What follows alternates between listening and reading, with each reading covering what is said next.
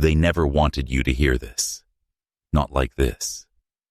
Not at midnight, when the city's breath is shallow and the shadows press in tight.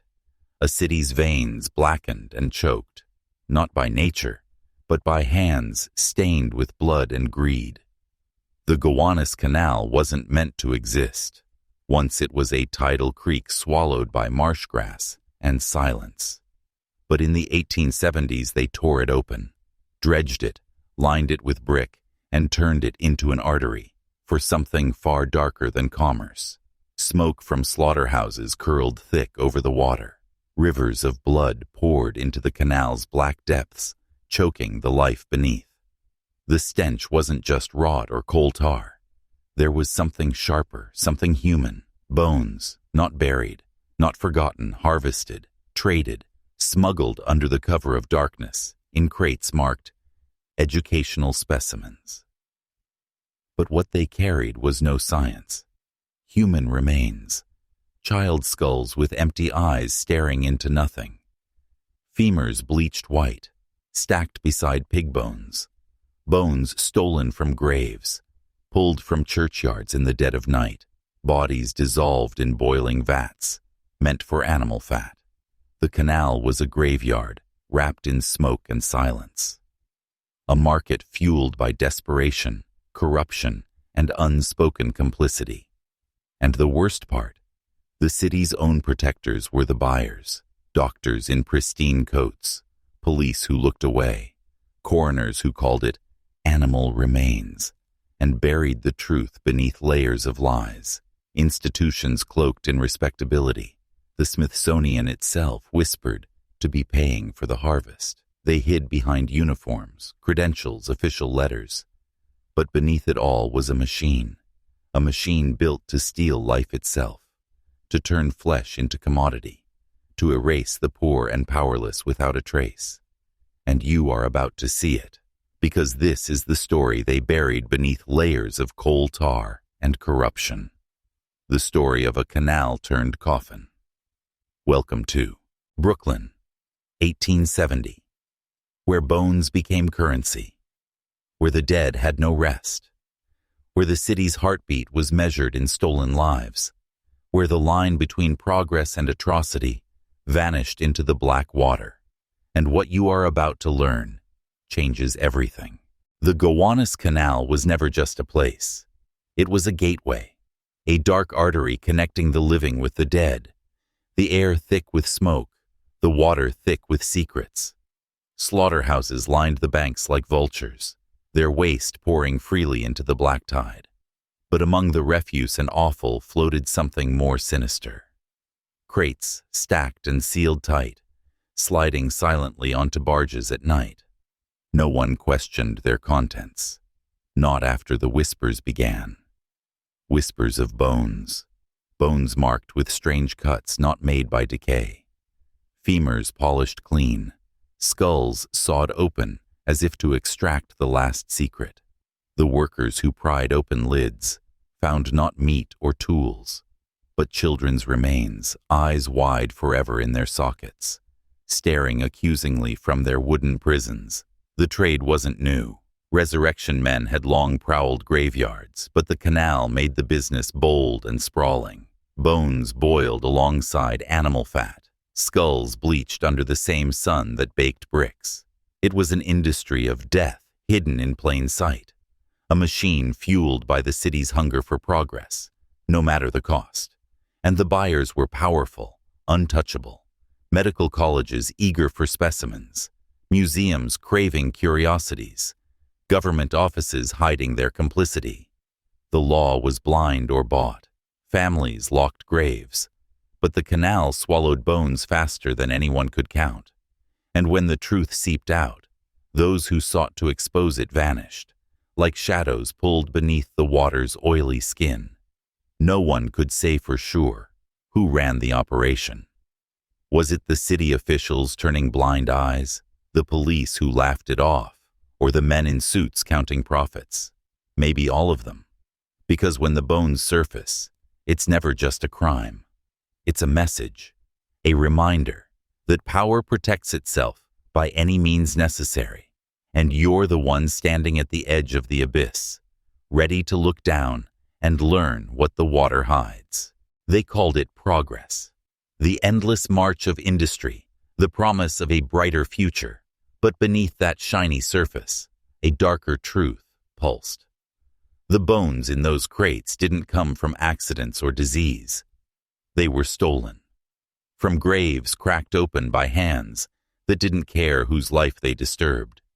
From bodies discarded by a city that had no use for the poor, the forgotten, the unclaimed.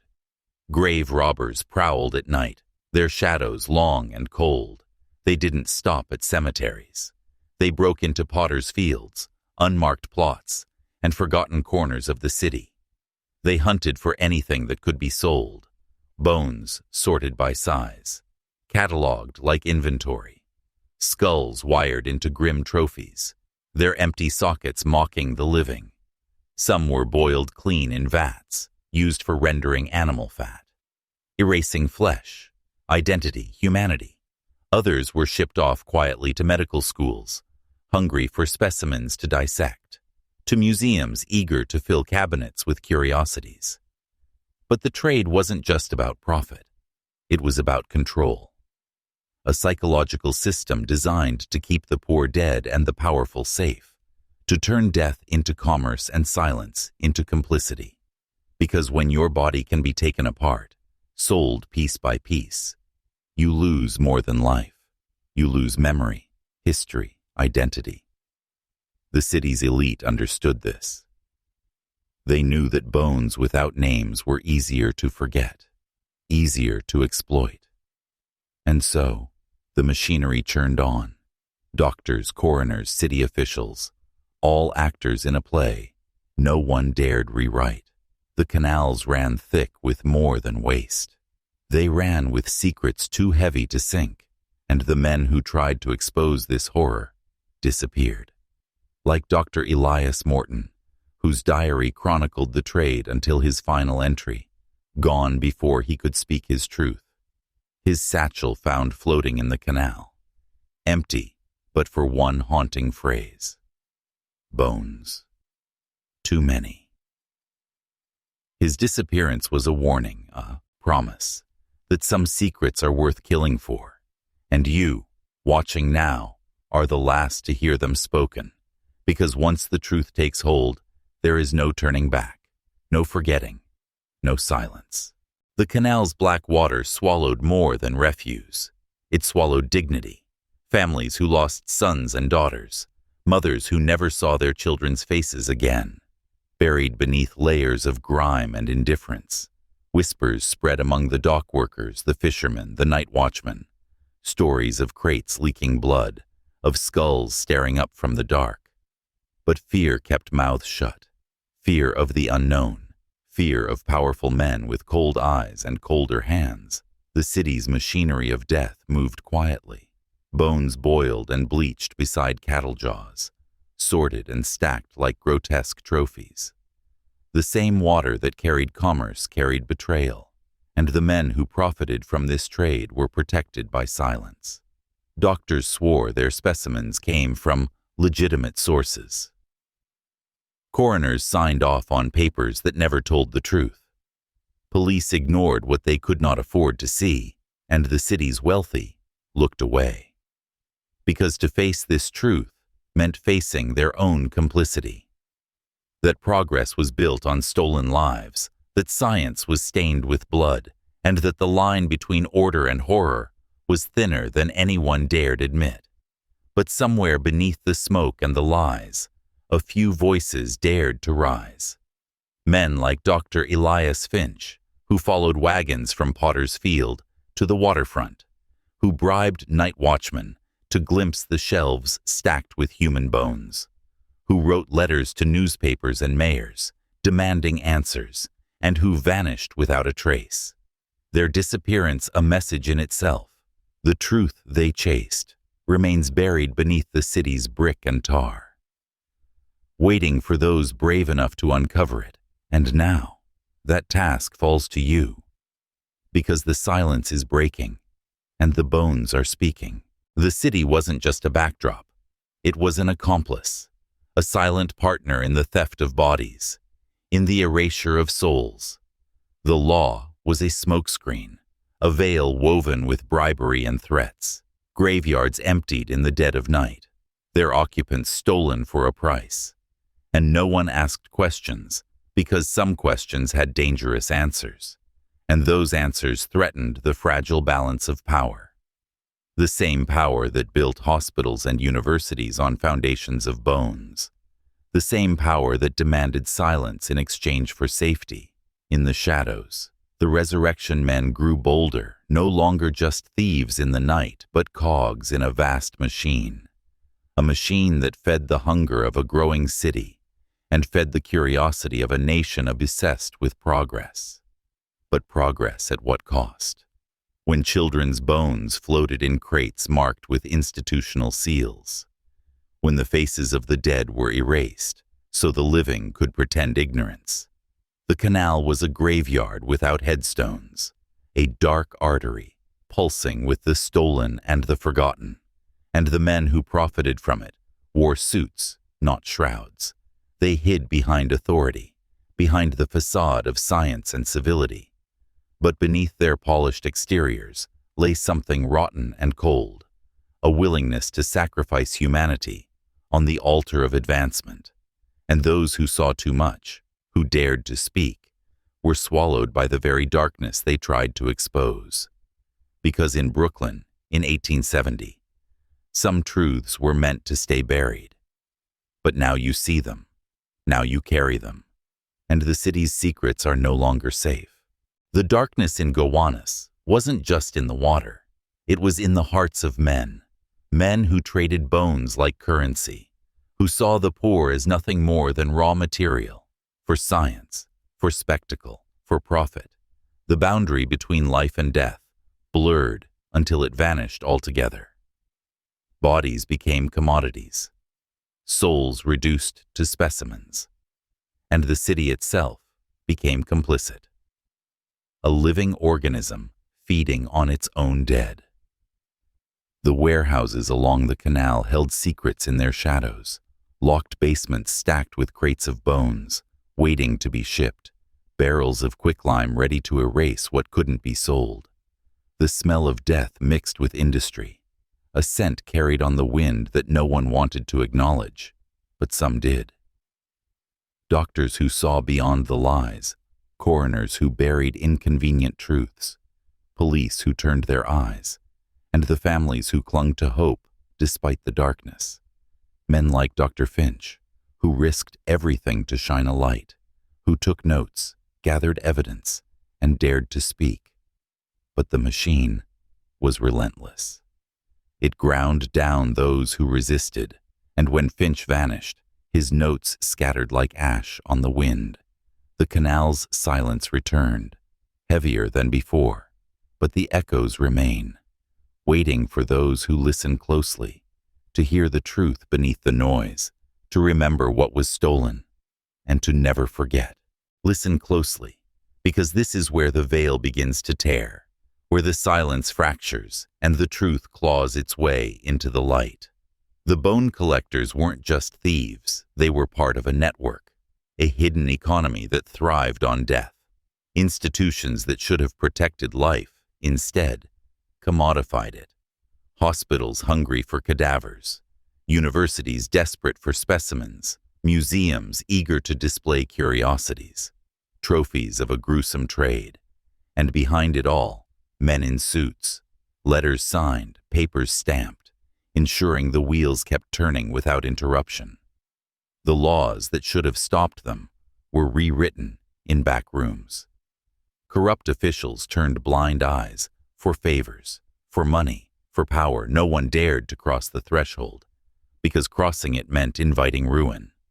Because the canal was more than water. It was a mirror, reflecting a city's darkest bargain. And the bones beneath that water told a story of greed, cruelty, and silence. But silence breaks when someone listens, when someone watches, when someone refuses to look away. And now you are here, at the edge of that darkness. ready to confront what others have buried, to see what others have refused to see. Because once you hear the bones speak, there is no going back. Only forward, deeper into the truth. The trade in human bones wasn't just a crime. It was a system, a carefully constructed web of deception and control, built to mask the truth beneath layers of bureaucracy and indifference. The poor, the immigrants, the forgotten, they paid the price. Their graves violated in the dead of night, their bodies transformed into products, for the advancement of a city that claimed progress but practiced cruelty. And the canal was the artery of this hidden economy, a place where death was normalized, industrialized, and hidden in plain sight. Those crates sliding silently onto barges were more than cargo. They were proof of a city willing to sacrifice its humanity for profit. And the institutions that purchased these remains didn't just buy bones. They bought silence. Silence from those who knew but looked away, from the dock workers who feared speaking, from the officials who protected the trade, from a society that preferred ignorance to truth. But the bones could not be silenced. They carried marks, saw cuts, polish, signs of a practiced hand, signs that told of systematic harvesting and ruthless efficiency. And those signs were a language the city hoped would never be read. But you are reading it now. And once you do, the shadows begin to shift, because knowledge is dangerous. And once the system is exposed, it cannot hide. What you're uncovering is not a relic of the past. It's a blueprint, a pattern repeated across time and place, where power turns death into a commodity, where human lives are reduced to pieces to be bought and sold. This is the machinery of control disguised as progress, a cold calculation that views bodies as resources, not people. And the Gowanus Canal was one of its earliest stages, a dark laboratory where the lines between science and atrocity blurred. The bones harvested there fed medical schools hungry for specimens, their lectures built on stolen bodies, their knowledge born from silence, but it didn't stop there. Private collectors and museums sought trophies to feed their vanity.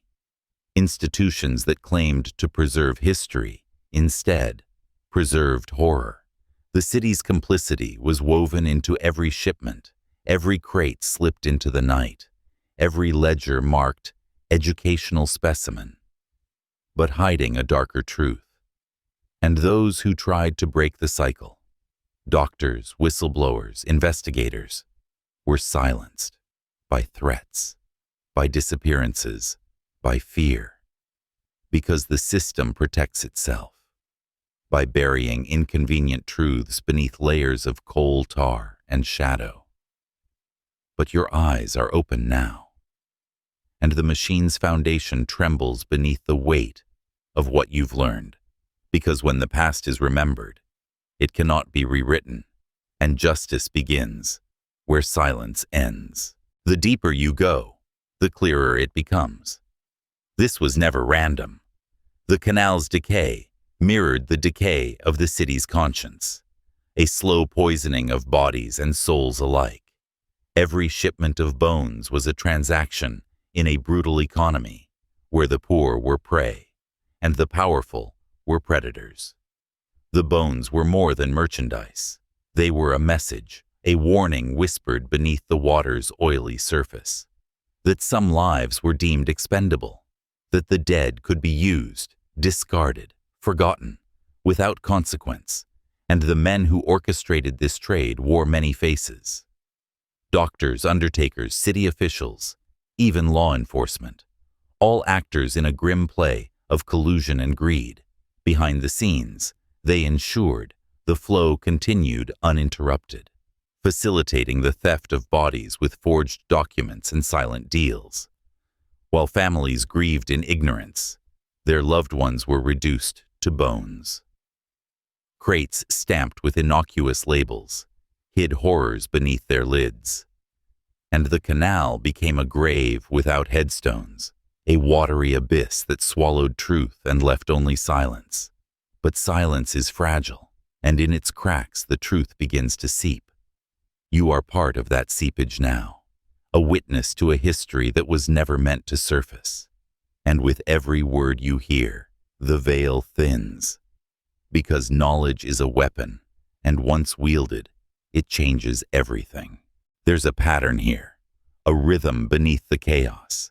The way the city's machine operated, precise and ruthless. Bones moved like currency in an underground market. Each shipment a calculated exchange, a piece of a vast puzzle. The resurrection men were just the visible edge of a deeper system, a system that thrived on secrecy, deception, and fear. The canal was the perfect cover, dark, muddy, and forgotten, a place where the city's filth and secrets pooled together, where cries went unheard, and justice drowned in the sludge, and the city's elite pulled the strings, turning death into a resource, hospitals needing cadavers for teaching, medical schools hungry for specimens, government offices complicit in the trade, and the police, who dismissed complaints as drunken tales or superstition. But those who whispered the truth knew the cost, like Dr. Elias Morton, whose diary traced the flow of bones from graves to crates, until his disappearance became part of the canal's dark legend. His fate, a warning to anyone who dared to look too close. Because the machine doesn't just steal bodies, it steals voices, erases memories, and silences those who resist. And now, you stand at the edge of that silence, ready to listen, ready to remember, because to witness is to resist, to remember is to reclaim, and that is where the power lies. The canal's shadow stretched far beyond its murky banks. It reached into the halls of power, into the chambers where decisions were made, where officials weighed profits against human lives and chose silence. The harvest was systematic. Graves emptied, identities erased, bodies boiled and bleached, stripped of their stories and names, reduced to raw material in a grim factory of death, and the city's complicity was a cloak of legitimacy. Doctors claimed specimens came from unclaimed sources. Coroners signed death certificates without question. Police ignored what they could not afford to see. Families mourned without closure because the dead were never truly laid to rest. The canal was their tomb, but not one marked on any map. And behind closed doors, deals were made. Payments exchanged hands to keep the machine running, to ensure the flow of bones continued uninterrupted. The machinery of death was hidden beneath layers of bureaucracy, protected by lies, by threats, by indifference, and those who tried to expose it faced consequences, vanishing without a trace, like echoes swallowed by the water. But the echoes remain, waiting for someone to listen. And you are listening now. The most chilling truth is this. The bone trade wasn't a secret only to outsiders. It was an open secret, whispered in corners and behind closed doors, known by those who held power, who profited from the city's dark economy. The resurrection men were pawns, the canal the stage. But the real players stayed hidden. Men in offices, men in suits. Men who shaped policy to protect their profits. They made laws that justified theft. They created loopholes that allowed bodies to vanish without question, and the public remained ignorant, shielded by propaganda and lies. Hospitals and medical schools claimed innocence, citing necessity and progress.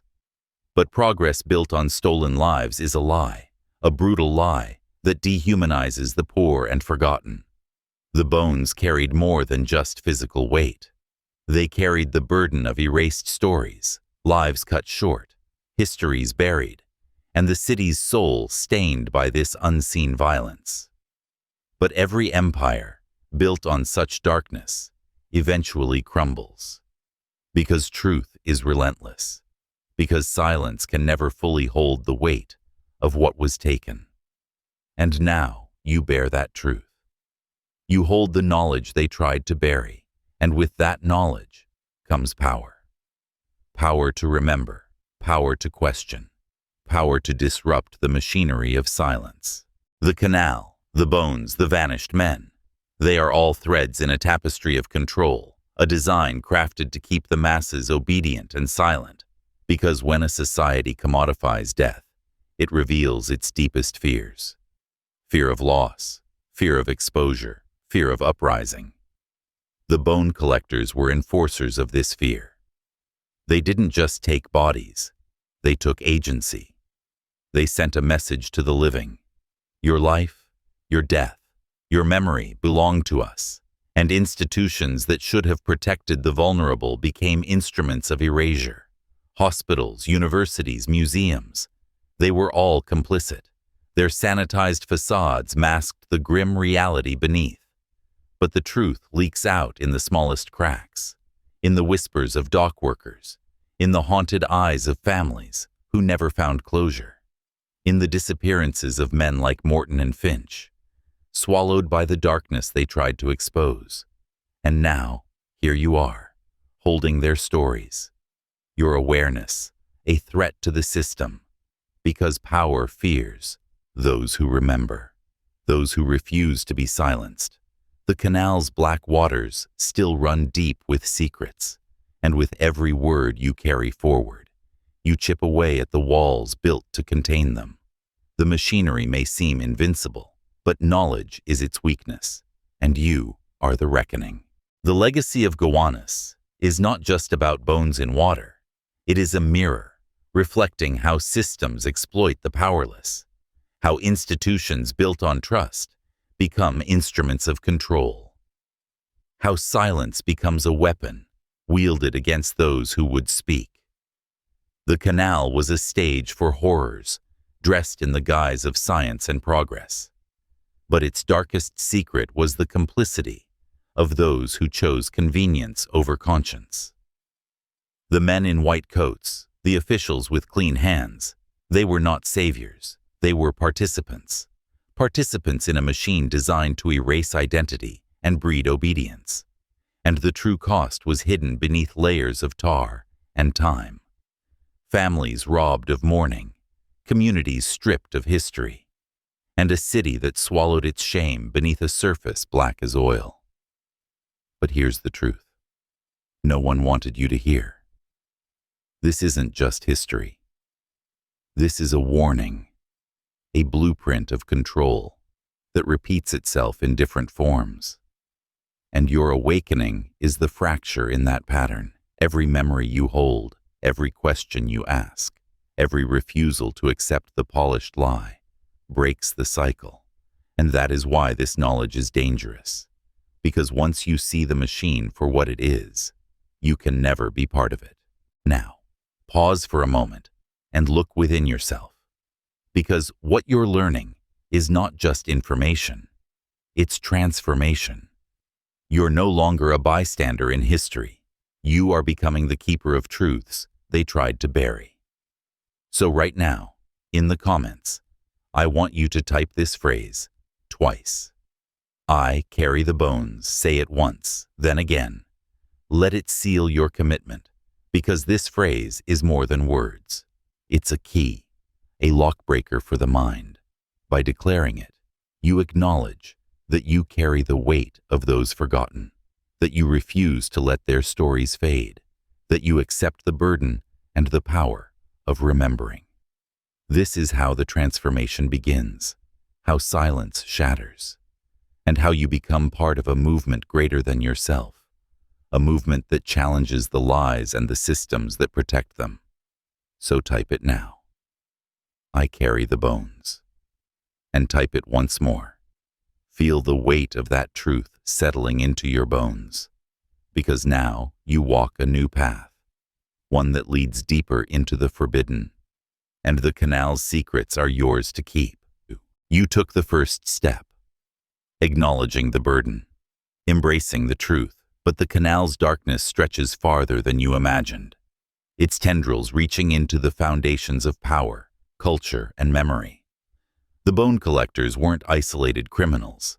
They were part of a system that thrives on dehumanization and erasure. Their actions echoed in every institution that values control over compassion, every corporation that hides exploitation behind a smile, every government that silences inconvenient truths. The bones in Gowanus are symbols of a deeper rot, a corruption not just physical but spiritual, where empathy is sacrificed at the altar of profit, and the machinery of death continues to spin, reinventing itself, because power fears exposure. It fears the awakened mind, the one that refuses to comply, that questions, that remembers, that resists. Your journey down this rabbit hole is dangerous, because knowledge is power, and power attracts enemies. But remember this: every truth you carry chips away at their empire of silence. Every question you ask weakens their grip, and every act of remembering is a rebellion. So keep moving forward, deeper into the darkness, where the secrets live, and the real fight begins. Now, understand this. This darkness you're diving into is no accident. It is engineered, crafted with precision over decades, centuries even. A system designed to control not just bodies, but minds, to suppress memory and rewrite history, to make the inconvenient disappear without a trace. The bone collectors of Gowanus were cogs in a much larger machine, a machine that operates today in different forms, in hidden experiments, in forgotten prisons, in the erasure of marginalized lives. Their legacy is alive, breathing in the shadows of institutions you trust. Hospitals, schools, governments, all layers of the same mechanism, and they depend on one thing: your silence, your complacency, your willingness to accept the surface story without digging deeper. But you have chosen differently. You have chosen to see what others deny, to hear what others silence. And with that choice comes responsibility. The responsibility to carry the weight of truth, to confront the machinery of death wherever it appears, to refuse the lies dressed as progress, because once you wake up to this reality, you can never go back to the comfortable ignorance you once knew. The bones in the canal were more than remains. They were symbols of a fractured society, a society willing to sacrifice its most vulnerable for the illusion of advancement, and the men who profited did so with the blessing of institutions that claimed to serve the public good, hospitals that turned blind eyes, police who laughed off complaints, officials who signed papers without asking questions, all part of a vast, hidden economy of death. The canal itself became a tomb for secrets too dangerous to surface, a reminder that beneath the facade of progress lies exploitation. But these bones carry more than history. They carry warnings. Warnings that echo through time, that remind us what happens when humanity is stripped away, when greed and power override compassion and justice. And now, here you are, standing at the crossroads of past and future, holding a torch in the darkness, because your knowledge is not just power. It is a call to action, a challenge to dismantle the systems built on bones, to break the silence and demand accountability, to remember those who were erased, and to refuse their stories are lost forever. The shadows of Gowanus reach beyond Brooklyn. They stretch into every corner of modern life, every institution that claims authority yet hides its dirty hands, because the bone collectors were just one chapter in a long book of exploitation, a book written by those who profit from control, from fear, from keeping the masses compliant and distracted. The canal was a dark mirror reflecting this truth, and the silence that followed was their greatest weapon. But silence is fragile. It cracks under pressure, and when it breaks, it releases a flood of truth, a truth that cannot be contained or controlled. You hold that truth now, and with it comes the power to change the narrative, to expose the lies, to challenge the system. Because knowledge awakens the dormant. It turns passive observers into active warriors. And that is why the bone collector's story matters, not just as history, but as a call to arms, to rise against the machinery that still seeks to consume the powerless, to stand unflinching in the face of darkness, and to carry the bones forward, always forward. Remember this: the canal was a reflection of society's deepest fractures, a place where human dignity was traded for profit, where bodies became commodities in a system rigged to protect the powerful. The bone collectors were not anomalies. They were products of a culture that devalues the weak and venerates the elite. Institutions that should serve as guardians of life became architects of erasure. And the wounds they inflicted go far beyond the physical. They reach into the collective memory, threatening to erase entire histories. But memory is resilient, and those who remember are the true revolutionaries, because remembering breaks the cycle. It disrupts the narrative crafted by those who seek to control. It challenges the foundations of power built on silence.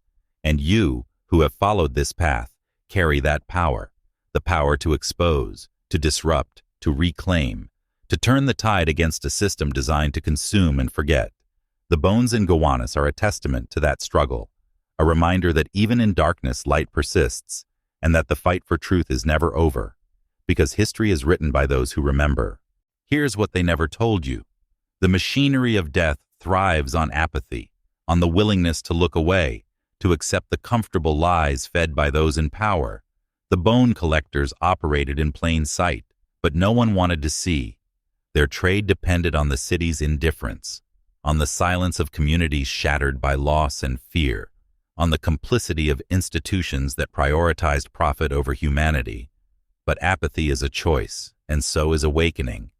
Every man who refuses to accept the sanitized version of history, who questions the official stories and digs beneath the surface, is a threat to the system, because knowledge is a spark, and sparks ignite fires, fires that consume the lies and burn down the machinery built on stolen lives. You are that spark, the one who refuses to be silenced, the one who carries the bones, the one who will not let the past be buried again. Because forgetting is the weapon they wield, and remembering is the resistance. The canal's black waters held more than refuse.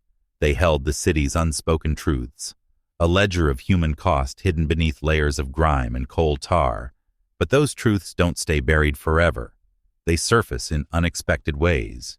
In the discovery of bones decades later during dredging operations, in whispered legends told by dock workers and fishermen, in the silent grief of families whose loved ones disappeared without a trace, and in the persistent gaze of those who refuse to forget.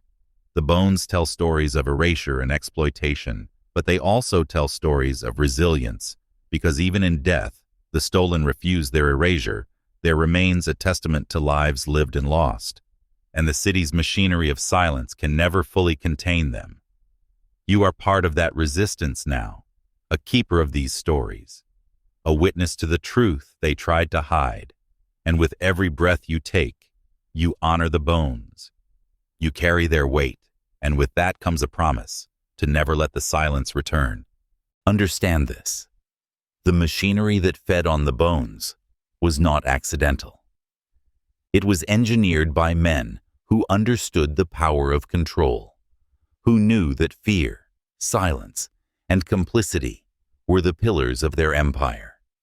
The canal was their laboratory, their marketplace, their graveyard, and the trade in bones was a tool of domination, used to instill fear, to suppress dissent, to erase identities.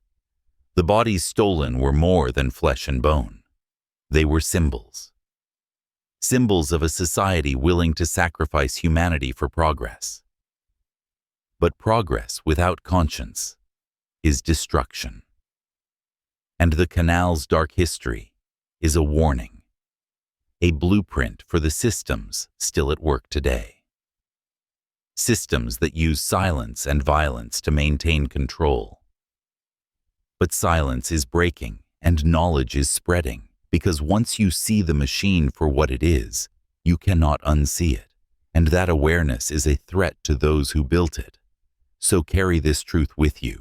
Carry the weight of those forgotten and use it to fuel your resistance. Because in remembering, you reclaim your power, and in reclaiming your power, you begin to dismantle the machine. The stories of the bone collectors are warnings etched into history's dark corners, a record of what happens when humanity is sacrificed on the altar of greed, when systems designed to protect instead perpetuate violence. These men, forgotten by most, were architects of a horror few dared to face. Their trade exposed the fractures in society's foundations and revealed the extent to which power corrupts.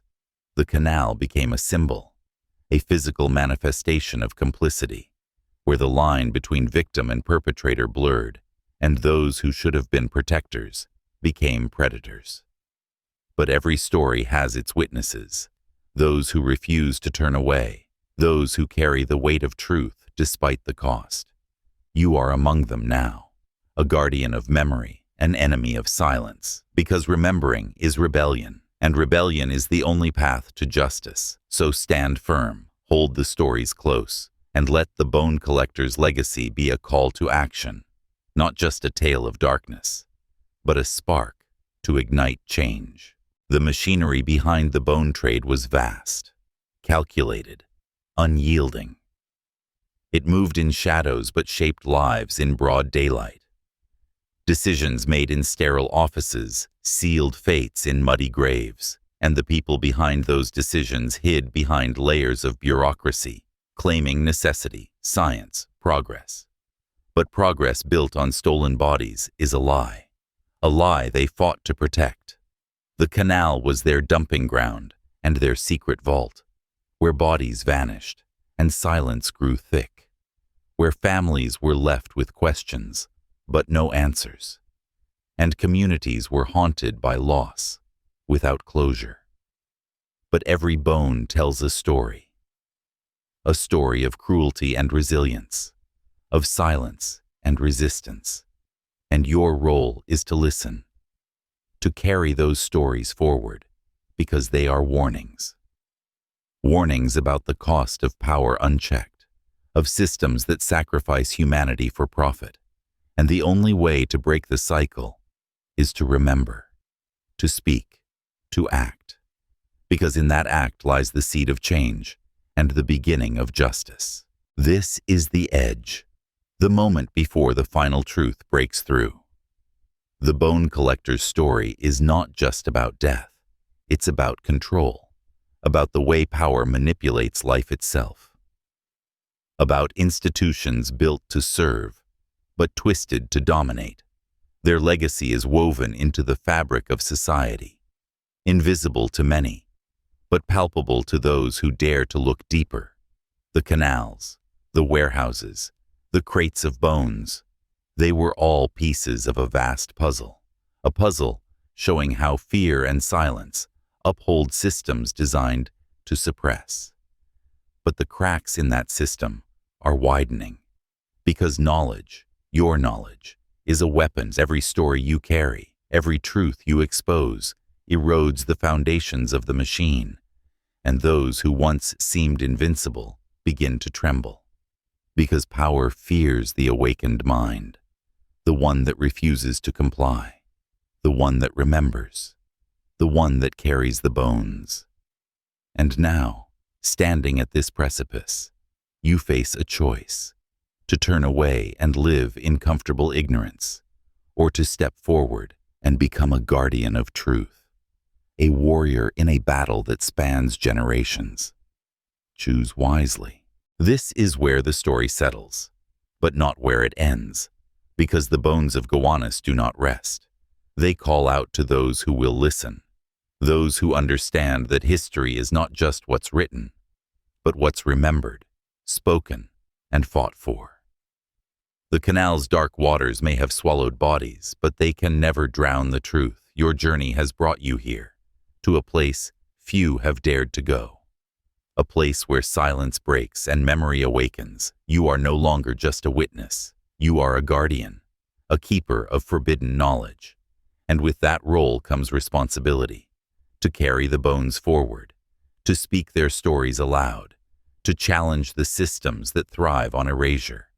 Because the power of memory is the power to change, to heal, to rise. The machine that fed on the bones fears the light you carry, because it knows that once awakened, you can never be controlled.